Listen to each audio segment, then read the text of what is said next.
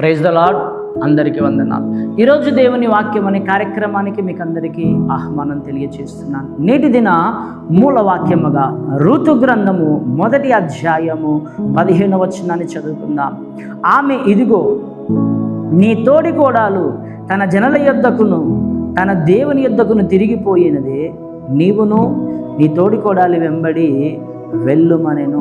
చూడండి ప్రియులారా, ఇక్కడ చదివిన లేఖన భాగంలో మనం గమనిస్తే ముగ్గురు మధ్యన సంభాషణ జరుగుతూ ఉన్నది.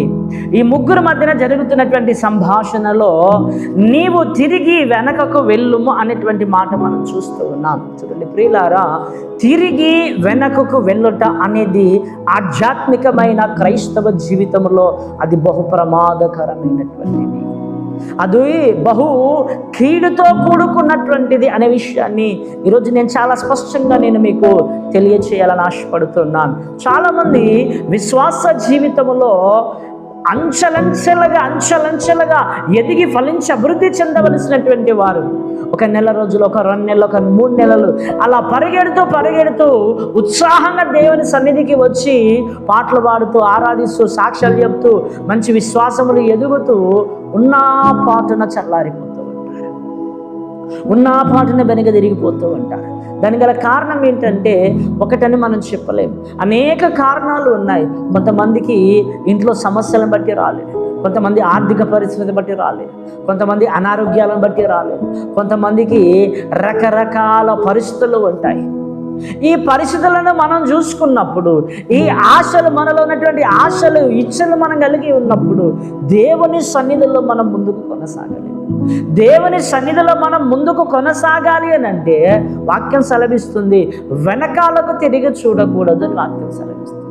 చాలామంది అంటుంటారు అదృష్టం పోయిందంటుంటారు, దైవానుగ్రహం కోల్పోయామంటుంటారు, దేవుని కృప మాకు నిరర్ధకమైపోయిందని అంటూ ఉంటారు, శిక్షలు పడుతున్నాం, బాధలు పడుతున్నాం అంటూ ఉంటారు.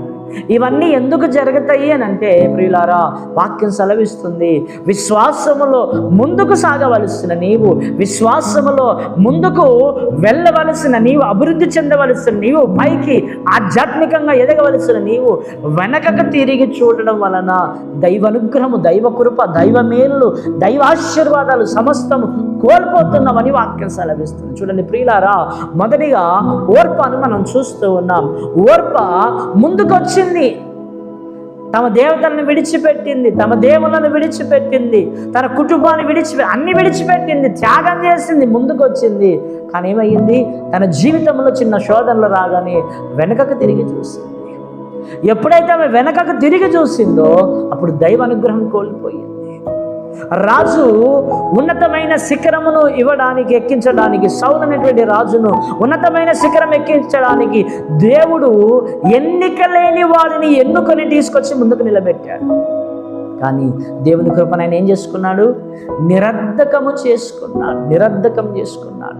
లోతు భార్యను కూడా మనం చూస్తాం, ఆ ఉగ్రత నుంచి, ఆ శాపము నుంచి, ఆ దారిద్ర్యము నుంచి విడిపించి ముందుకు తీసుకొని వస్తే ఆమె ఏం చేసింది, వెనకాలకు తిరిగి చూసింది, స్తంభం అయిపోయింది, శిక్షలు కొని తెచ్చుకున్నది. చూడండి ప్రియులారా, ఆధ్యాత్మికమైన జీవితంలో ముందుకు సాగుతూ తండ్రితో సహవాసంలో ఉండి ముందుకు సాగుతూ ఉండగా తప్పిపోయిన కుమారుడని మనం చెప్పుకుంటూ ఉంటాం.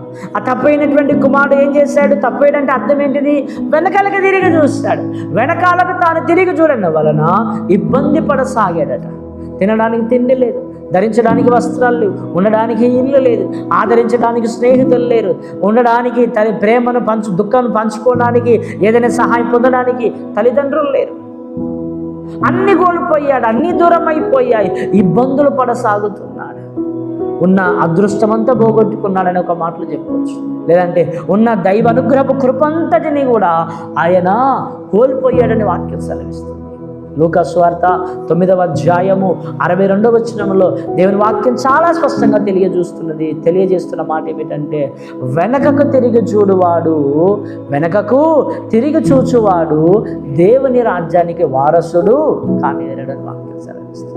మన ప్రియులారా, నువ్వు వెనకాలకు తిరిగి చూస్తే ఇబ్బందులు పడతావు, నువ్వు వెనకాలకు తిరిగి చూస్తే రకరకాల శిక్షలు అనుభవిస్తావు, నీవు దేవుని యొక్క కృపను సౌలు రాజు కోల్పోయినట్లుగా కోల్పోతావు.